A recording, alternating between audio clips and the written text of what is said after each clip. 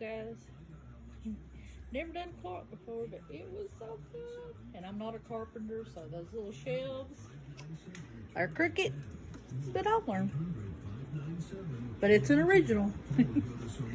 And I'm not a clock worker either. I can't get that clock working. I got new batteries in it, but I just don't know nothing about them. So it is ready. And oh my God, it's fun.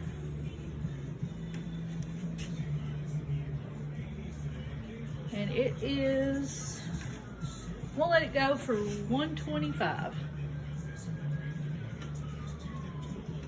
Like I said, you can get your clock working. It's pretty cool. I like it. Let me know what y'all think.